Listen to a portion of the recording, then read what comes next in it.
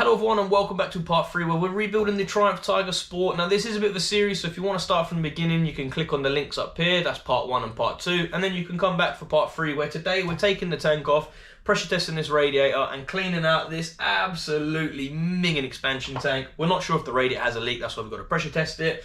And then moving on, we can then get to our valve clearances. Now I really hope these are still within their tolerance, because the problem is, I don't have the shims. You've got to lock the engine up, take the cams off. There's a lot of hard work to do. So if they're within their tolerance, I can kind of skip that. We can put the new gasket back on, service the engine, job done. But the problem, obviously, when you buy these at the auctions, you have no service history. This is on about 20,000 miles, so I'm hoping that maybe this had a full service about, it's about 2,000 miles, and they're all adjusted then. But yeah, I'm not holding my breath for that. So I'm going to stop waffling. Let's get this tank off and crack on. Okay, so we can go ahead, take our tank cover off here, just a couple of little bolts.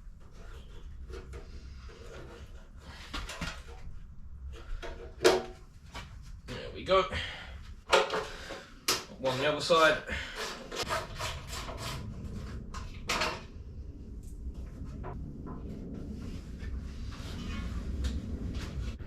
And then to remove our tank, just got 2 bolts either side, one up the top in there. Little 8mm bolts, so let's whiz them off now.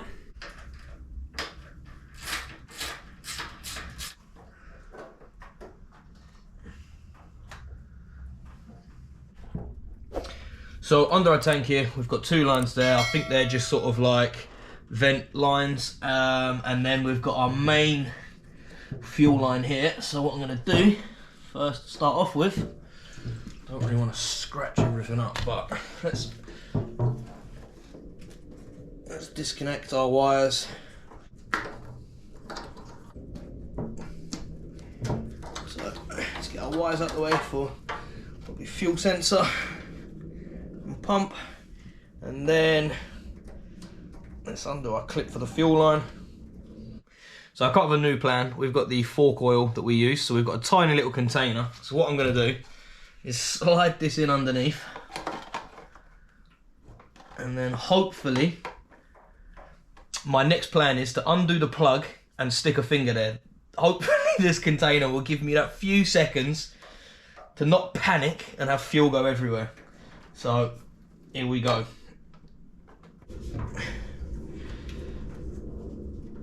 Here we go. No deep, no, oh, right. The fuel line's disconnected. We don't need our makeshift drainer just yet. I'm gonna keep my thumb here. Oh no, there we go.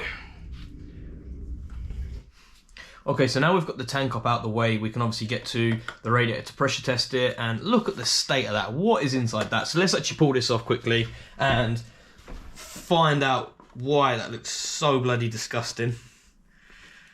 Oh, use my hands as a pair of pliers. Geez, maybe not.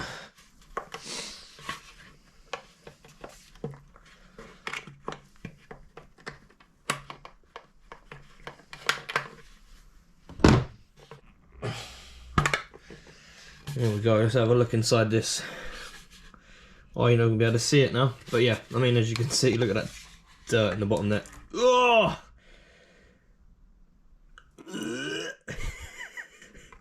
So yeah, as you can see, coolant hasn't been changed in a while, so definitely have to flush this radiator out. But let's make sure it's not leaking first.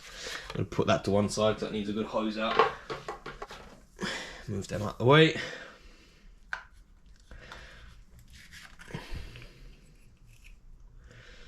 And yeah, as you can see, it probably maybe hasn't had it changed in a while.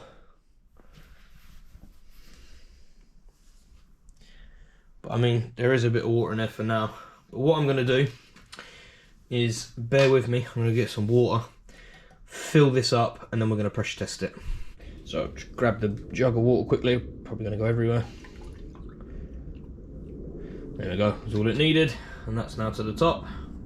So yeah, and this is the reason why we're pressure testing it, because that corner looks a bit damp. I mean, this guard, we're going to take this off quickly because that just looks minging. And then yeah, let's find out whether it's leaking or not. And we've just got 2 screws up here on our oil cooler that we're just going to undo and get rid of this horrible bracket.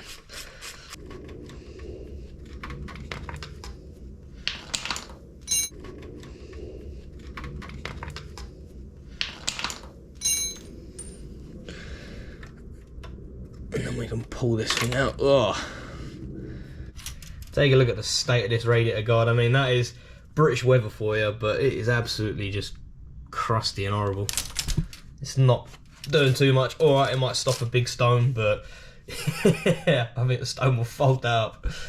So we've got our universal radiator pressure tester, and what we're going to do is just clamp this around like that, and then we can tighten this up. Oh, hang on, it's the old backwards way, innit? So it's got to go that way.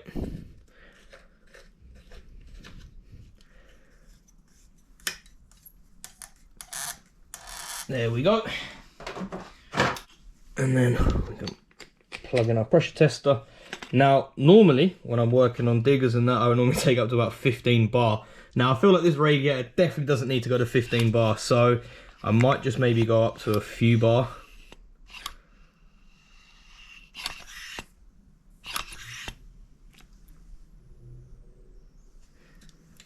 Can hear it coming out a little bit, I think, somewhere.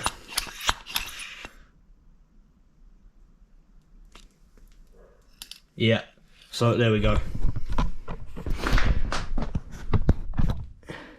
As you can see, she is leaking. So that means radiator off, and hopefully we can get it repaired. If not, it's going to be a new radiator.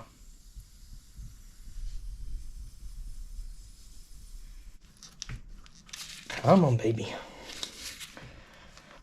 Come on. Yeah, there we go. And that is how to make a mess, people. So I can now remove the last bolt, and then I've only got one hose there that I've undone just to pull off.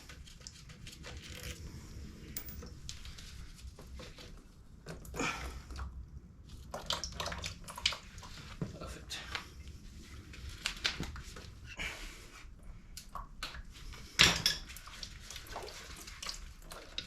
There we go. Now there should be a plug for the fan at the back there. Yeah, there she is. Undo that.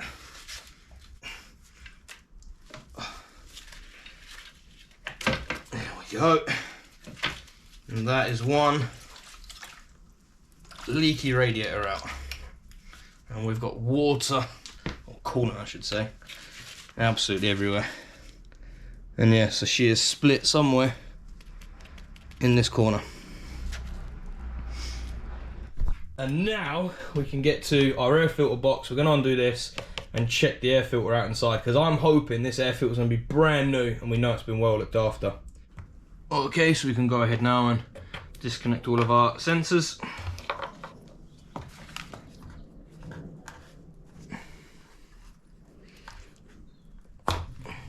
Perfect. And then what we can do now is go ahead and undo our ring of bolts.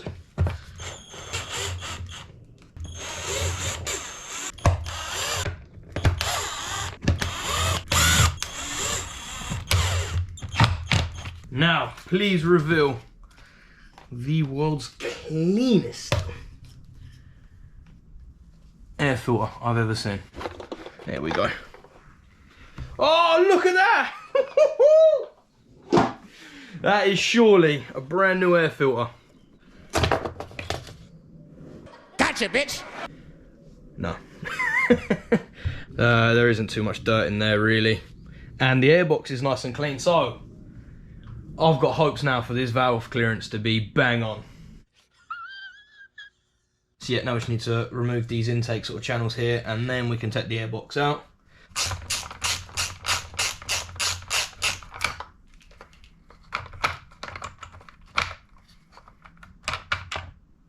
There we go.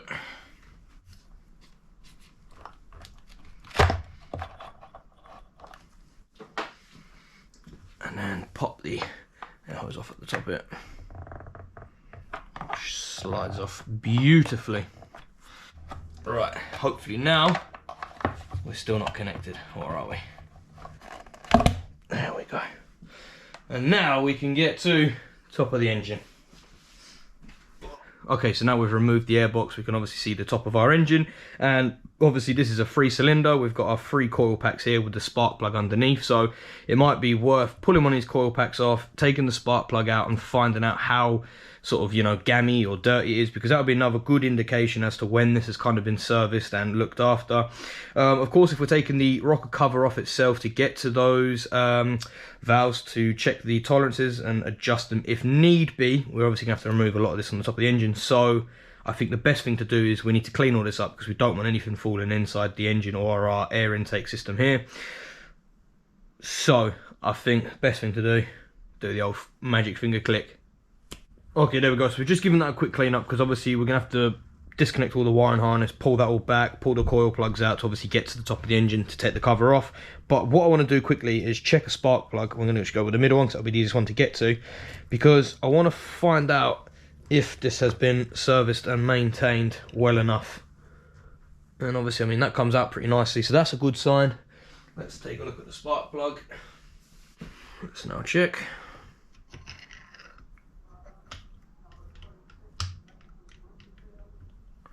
Yep, so now we can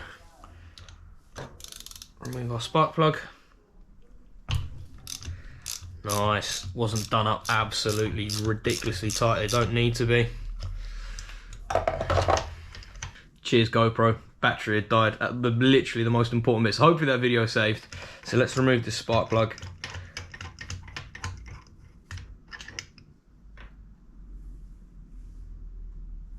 There's a good spark removal socket in it. Okay, we'll get the next best thing. Trusty old magnet.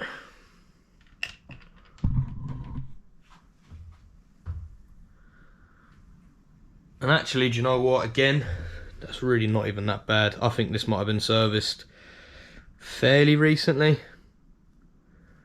But I'll try to get the camera to focus here for you. But yeah, that's really not actually that bad at all. So whoever owned this before, thank you for looking after it. Hopefully the engine and the gearbox isn't going to blow up when I fire it up. So now then, we're at the top of the engine, finally, to check our valve clearances. What we need to do is get a lot of this harness out of the way. So a lot of it's just all the plugs. We can undo them, fold the harness back over this side, get it out of the way, and then remove the rocker cover to get to the essential part. I'm going to put a bit of rag over this now so we can cover up our throttle body. We don't want any dirt going inside that. And then, yeah, let me get the camera set up and let's start pulling all of this apart. Okay, so we've gone ahead and removed all the harness. Everything's out the way now, so we've got to the rocker cover. I didn't bother filming it because just my hands were completely in the way, so you couldn't really see what was going on. So I'm now going to go ahead and undo this rocker cover.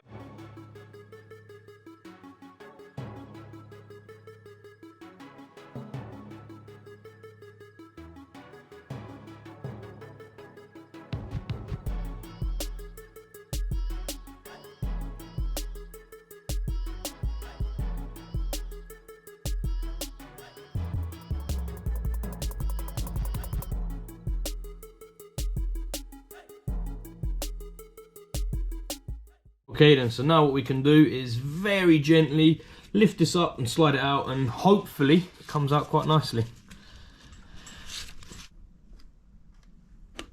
There we go. So we've just very carefully used our seal pick just to crack that seal there now. And then we want to be extremely careful now as we lift her off.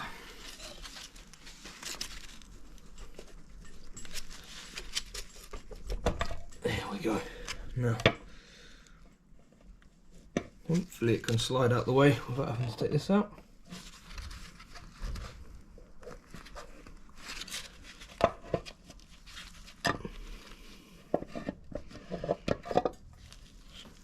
I think after a bit of wiggling, I think we have to take our throttle body out, which isn't the end of the world.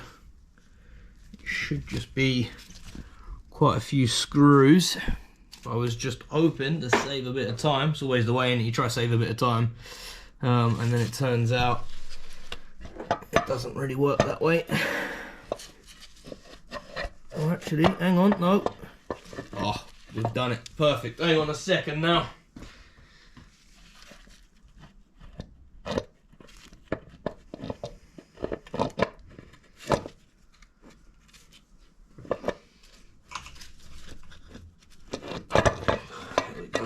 still behind. Don't want to drop any dirt in there. There we go. And that is one rocker cover took out.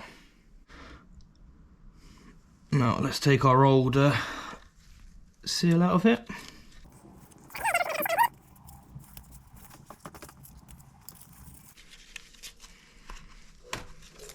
Lovely. Cool, and I tell you what, that gasket doesn't look the best, but I have seen worse, so that's a good thing. So we've got that out now. Okay, so now we have our rocker cover removed, we can actually now see our camshafts here. We've got obviously two for each side, inlet and exhaust. Now each combustion chamber has 4 valves, 2 inlet and 2 exhaust. And obviously the way that works, as you can see here on our camshaft, we've got lobes. And as you can see, this lobe is now perfectly set up for me to put a feeler gauge in underneath to check our valve clearances between the seat and the cam. Now, as this camshaft rotates, this lobe will then go down and push on the valve. And as it pushes down on the valve, so on our inlet side, it will let our fuel and air mixture into our combustion chamber. Obviously, then we go for our power stroke, and then it's the same on the exhaust. As the lobe pushes down, it will let the exhaust gases out. After it's done its suck, squeeze, bang, and blow. So that pretty much, in effect, is obviously how a camshaft works. Now, I have a diary over there with everything written out, so I can write down the exact figures, and then we can go through the whole process, and then we can compare our valve clearances with what the spec should be. And then this is our feeler gauge. Hopefully you're going to be able to see this, but the top number is irrelevant to us because that's in inches. We don't work in that, we work metric. So we go in millimeters, and as you can see, that's 0.10 all the way up to 0.2. You probably can't see that. So that's our thickness. So we need our valves for our intake to be in between this. So what we're going to do now is I'm going to try to do this one-handed just to show you the first one, guys, so you know how to do it. As you can see by our camshaft, lobe here is at the top, so this valve is under no pressure, it's not been pressed down, so now we can go ahead and test it. So I'm going to just start off with bang in the middle, so 0.15 of a mil. Sorry, I'm trying to do this one-handed just to give you a better view, and that didn't go in. So now we go down to the next size, which as you can see is 0.12 of a mil, so that's basically nearly 0.13 mil, and there we go. That slides in and out of there pretty nicely. It's pinched just slightly, so you're probably realistically maybe looking at nearly 0.13 mil on this one, so that's well within its tolerance, so that's really good. Now normally if one valve, well, let's say for example this is the first one we've checked, normally if that's within tolerance the rest of them are going to be, but what we're going to do now is, so let's say that one is, we're just going to write them down for what they are, so that's 0.127 of a mil. So you can go online and print off better things, but I'll type this up on a computer later on. But just for now, so I can write them down. So this is our intake side. That was on our 3rd cylinder, and that was our 2nd valve. So what I'm going to write down is 0.127 mil. So that's how we know that's in tolerance, because it has to be between 0.10 and 0.20 of a mil, and we're at 0.127, nearly 1.3. So that's well within tolerance. So I'm going to go ahead now and check all the rest and see what we get. Okay, so we're now over to cylinder number 1 again, and our cam is on the top there, so we can get to our valve clearance and check that. Now again, remember, exhaust needs to be 0.2 to 0.3. So we're going to go ahead and try the, let's go 2.29, so that's basically 0.2. Oh, I pinched down the side there. Yeah, and then that one goes in and out. Let's try the other valve.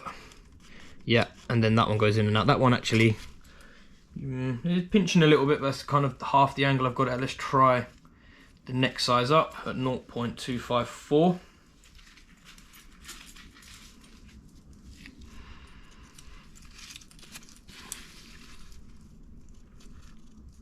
I'd really have to force that for that valve, and that one slides in. So, oh, hang on, slide it in and out. So on our exhaust side, valve number 1, we're going to have the 229, and then on this side we're going to have 254. So let me go write them two down as well. A few moments later. Okay then, so going over to my book, hopefully you can kind of see it. I've just kind of written it down roughly now until I sort of rewrite it properly. But everything is well within its tolerance. The only sort of close one really is on piston number 3 on the exhaust side. They're both 0.203. Now the tolerance is 0.2 up to 0.3. So yeah, I mean, it's nearly at 0.2, but with my feeler gauge, it's not exactly the best one. I can't really put them together and add them up, but it is probably just slightly more than that, but it's not any it's not quite 229, so it's in between there. So yeah, they're well within their tolerances. So there we go, guys. Everything's within spec. As you can see, I'm absolutely really happy with the outcome, just because if they weren't, then it means I had to get a timing pin, lock the engine up, take the cams out, measure for new shims, work the tolerances out. So it's just a lot more hassle. So yeah, really happy that I don't have to do that. I've read in forums that people have gone like 50,000 on these engines and they've not had to adjust them, so just proves how good the engines are in these Triumph. Free bangers, you can't go wrong with them. They do sound nice, so hopefully we're going to get this fired up very soon. I mean, it's not the end for me because I need to get this engine covered up tonight. So I've got the new gasket in the service kit, so I'm going to get that done. But it's the end for you guys. So if you've enjoyed the video, don't forget to like, drop us a comment because I always read them. Let me know if you've enjoyed the video. And yeah, we're going to catch you in the next one. So if you're new as well, don't forget to subscribe, hit that bell notification, because hopefully we're going to get this back on the road fairly soon. Definitely before spring anyway. So yeah, guys, catch you in the next one. Thank you.